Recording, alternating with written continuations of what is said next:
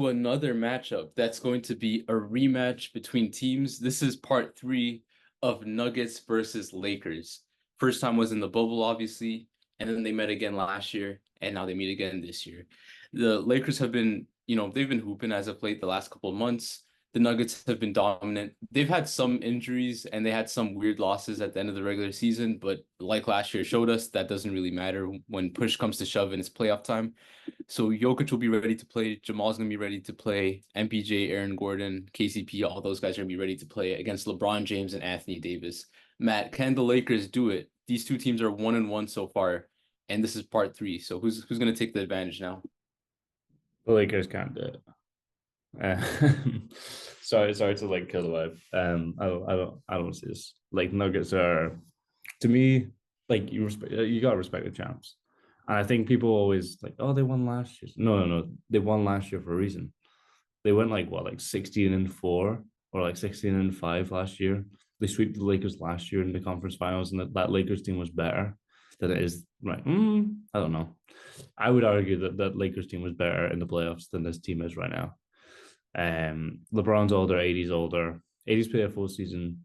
You have D'Angelo Russell, but I still think that team was better last year than the team that made it to the conference finals, obviously. Um, I think that Nuggets team is too complete. Their offense is too intricate. Like I say intricate, it's just Jokic. Literally run through Jokic, run handoffs through Jokic. Uh, Run a play. Nope. Jokic's gonna do something different. Oh, you're gonna scout? Okay, Jokic's gonna read that. He's gonna basically it depends on the health of Jokic. And I would argue that they could win a series without MPJ, or I could argue that they win a series missing two stars, that aren't Jokic or Murray. Yep. And to give some context, the Lakers and Nuggets have played three times this season.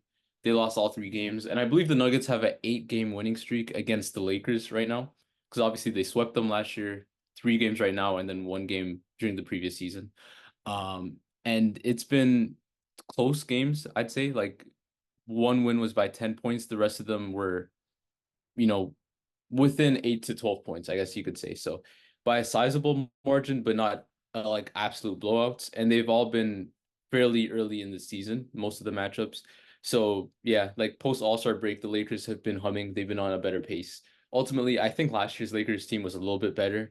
AD's back is going to be huge because if he's healthy, the Lakers will have a chance to take a couple games off the Nuggets. But without that, it's going to be really tough for them.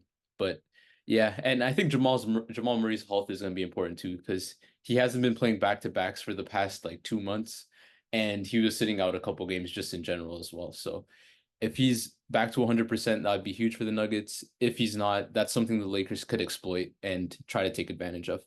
One thing we know for sure though is LeBron James is going to come in ready to go, and he's going to try his best to win this one. Yeah. So I was like never bet against LeBron, but there's a guy called Jokic. He's probably gonna win MVP for like the third year, and he was Finals MVP last year. And he doesn't care about basketball, but he's all right. Oh, that's interesting about Jamal. I didn't know about that, but I think we're just guaranteed playoff Jamal Murray at this point. It's like he could be a non-All Star during the regular season. It's just gonna happen. Always built for the moment. Shout out to the Canadians. But it. I think one thing you need to look at is maybe Aaron Gordon shooting. I could imagine LeBron matching up against him just so he can kind of help and communicate and try and draw charges against what Jokic is probably like 270 pounds or something. Which I'm sure would be fun. A couple of times between LeBron sleeping during the playing, but I think he's not sleeping. I think he's just watching what's going on and he's trying to read that rather than watch his own man because he thinks that his man's not gonna do shit. But against this Nuggets team, like I think, I don't know, like Aaron Wiggins and like KCP are like to me like the best cards in the NBA. Their offense is so versatile, as I've already mentioned, and if they lock in on their defensive side, like the Lakers only have real three threats, and obviously they kind of run through the Lakers and run through Davis and LeBron James that pick and roll. But if they can read that, they can help. Obviously, it depends on role players hitting shots. I don't even know which role players are on the Lakers this year. It just changes every year, man. So the same kind of like 6'7", can guard a bit. What will they hit their shots? Shout out Rui Hachimura. Still love him. Yep. And interestingly enough, the Lakers actually averaged more points per game this season overall than the Nuggets did by about like 3 points. The Nuggets are a better defensive team though, I believe. And yeah, because the Lakers it's weird, right? Because last year when they made their big run and stuff, they were an elite defense, not a great offense. Right now, they're sixth in points per game and they're 23rd in opponents' points per game. So they're allowing teams to score against them. They're not locking up like they need to. But yeah, I don't know. I feel like the Lakers really want this matchup. So I think they're gonna come in very confident and locked in, very dependent on AD's health, obviously. So I think you're underestimating how good of a series this can be, given my X factor, which is gonna be Rui Hachimura, because I trust AD and LeBron to show up. Like I'm assuming the stars are gonna come out to play, but if Rui can hit his threes and can be physical enough with Jokic, he's not gonna be anywhere near close to stopping him. But if he can be physical enough, because the Lakers like doing that cross match thing, you could see the Lakers take a couple games, which you wouldn't otherwise expect, just because they have a big versatile wing who can hit his shots and do all those things. And then for the Nuggets, I guess I would say Aaron Gordon shooting, like you said, that's kind of a cop out choice, but because if Aaron Gordon's hitting his threes, there's pretty much nothing else you could do against that team. So those are my X factors. What about you, Matt? Yeah, that the Lakers like to use Davis as a roamer. They switched a lot during that series. They did a lot of thinking basketball breakdowns on that series. They've used him as a roamer, and then they tried to do his hot cut, basically to get him open, try and get a switch, get good post position. My X factors though, it's, we always do this, and I always want to come back to the point I've already made. But let's go Nuggets bench. See how much they come to play. Like Christian Brown had an amazing series last year against the Lakers. So I'm gonna say like the Nuggets bench, see if they come to play. And for Lakers, I'm gonna say D'Angelo Russell. That man gets into the game. He's trying to like win the game. He's trying to be that guy.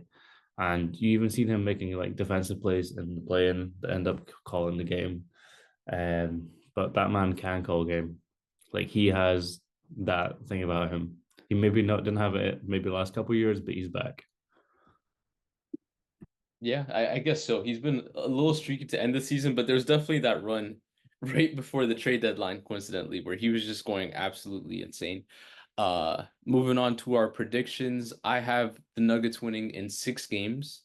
I think it'll be tough. The Lakers are gonna come out with a better scheme. They're gonna be locked in and be a little desperate, but ultimately Jokic will just be a little bit too much for AD, LeBron James, and the Lakers. What about you? I'm going Nuggets in five. Okay, not a bad choice. I could see that happening. I could see a sweep happening too. It's just I think it's hard to discredit LeBron sometimes. So that's basically my logic there. No, I love LeBron, Yeah. but this is the best team. I Is I, I genuinely think this is the best team in the playoffs. is LeBron your sunshine? Bro, we're not going into this. No. Alright. Moving on, we have the New York Knicks against the Philadelphia 76ers. The 2-7 matchup. Joel Embiid is back, not 100%, but he's here to play. Tyrese Maxey against Jalen Brunson. The physical Knicks against the I don't know what to say about Embiid Sixers. Matt, what do you think about the series? I didn't want to say slander in my intro to the teams. Okay. Well, I don't know what to talk about Embiid Sixers. They're a good team. Like they are a good team, and obviously they've had a lot of health issues. Obviously, when you're MVP, to be honest, he was running away with the MVP this season. I don't know if he ever would have caught up, if anyone would have caught up, but this is the first time we're going to see Joel Embiid relatively healthy. Relatively, to just come off an injury, that's a big concern. How many minutes can he play? Can he play like 38 minutes? Like, who do the Knicks stick on him? Obviously they're gonna collapse so hard, so hard. So it's like, can you keep Batum? That's the kind of questions we got to ask. Are the role players going to step up? Are they going to hit their shots? Is Tobias Harris gonna not be ass? These are the kind of concerns that the Sixers need to face, because I think the Knicks, obviously they are the better seed, but this should be a good series. But the Knicks, I'm expecting to leave. Yeah, it's gonna be interesting, right? Because Joel Embiid is not 100%, but he still knows how to get to his spots, get his points, and he knows how to play make as well. But he's going up against Isaiah Hartenstein and Mitchell Robinson, so two bigs who are very willing to be physical with him and push him around and all that stuff. So it's gonna be interesting to see. And you're gonna have OG Anunoby on, Tyrese Maxey maybe. So the Knicks definitely have favorable matchups on their end. The Sixers, though, I think one advantage they have is all this time without playing with Embiid. Because if they had Embiid, they would have been, probably a top three seed. I think they would have had a better record than the Bucks. But the fact that they've had 2 months to kind of figure out what role players they have that are legit, which ones can't stay on the court and all that stuff, it's gonna be huge, right? Because Kelly Oubre, he's had a really good season for them. Nicholas Batum had a good play-in tournament. I won't say he had a good season. He averaged like 2 points per game, but we learned why he's in the fourth quarters, which is huge. But yeah, like all these guys, DeAnthony Melton and all those various role players, Kyle Lowry who hustles and stuff and is like an old version of Jalen Brunson in a weird way. Uh, just having all those guys who you can rely on, along with Embiid, who can just be the closer for the team, would be huge. It's just his stamina that's at question. And then you look at the Knicks, you have Jalen Brunson, who's just had an insane season. You have Dante DiVincenzo. I expect a lot of this series and a lot of the series in the first round, honestly, to be kind of ugly in terms of scoring. Like all the worry about scoring progression and all that stuff is gonna come to a halt because Knicks Sixers, Cavs Magic, and like maybe Nuggets Lakers are gonna be very low scoring series, and people are gonna come back down to earth on that one. But that's a different topic for another day. Yeah, I'm gonna hit with a hot take. Jalen Brunson is going to be the best player in the series. What do we think? I could see it. I could see it. If Embiid's not 100% and he puts up like 25, 10, and 7 on inefficient shooting versus Brunson, who could possibly average like, 28, 35. 29 points efficiently or 35. Yeah. Brunson had a crazy stretch to end the season. So that is at play as well. We'll see what happens ultimately. I don't think that's a crazy hot take. You look at someone like Dante DiVincenzo too. He's not gonna be the best player, obviously, but he's gonna be a good role player. Josh Hart hustling. It's gonna be interesting, I will say. And I think both these teams are happy with this matchup too, because if you just look at the geography, it's like a 2 hour drive from Philly to New York, maybe a little more than that, but roughly that. So that's good for both teams. They don't have to worry about traveling constantly long distances. So that's Yeah, cool. I love it when we bring geography into these, of course. Um, I mean, there's not going to be any fatigue, is what we're saying. You shouldn't really expect that, but I cannot wait for Joel Embiid to get booed. No, no, no. This isn't like a negative thing. This is just like an entertainment thing. Every time he goes to the free throw line, like they'll be like, foul, and then they're just gonna scream at him, and he's obviously gonna get antic. He's gonna make like he's gonna get into it. He's gonna make a play. He's gonna do the big ear. He might even do the what was the one he got fined for? Like the Uh, big uh, balls celebration. is it the DMX celebration WWE? It's the one where he Is it Shawn like Michaels? thrusts. Yeah, I think it's Shawn Michaels or something. It's a WWE celebration though. That's what I know. Okay, I'll Like the take your Triple word for it. H, something like that. I'll take your word Yeah. for it. It's all good. But that's gonna be. I'm a, playoffs is about storylines as well. Uh, you put OG Anunoby on Tyrese. I think we're going to see a lot of Dante DiVincenzo on Tyrese. And then just make OG a roamer. Just bring him up during the handoffs. Just get him active. I don't know how many guys you trust with the ball in their hands on the Sixers apart from Maxi and Embiid. I think it's where you miss a guy like Harden that you had last year. They're just going outlet, another guy can handle the ball, make a lot of plays. I think you're really reliant on like role players hitting their shots, Nick Nurse. I don't know how that spacing looks as well, because obviously the 76ers have really gone to a spaced out face up game with Joel Embiid, with Nick Nurse, but the Knicks have always collapsed. They've always, I say they give up threes. They're forced to close out to threes because they're usually set quite deep into the paint. Yep. And I guess moving on to X factors, who do you have being key contributors? Well, not key contributors, but a differentiating contributor in the series. I think in Isaiah Hartenstein's foul trouble, I think that's massive.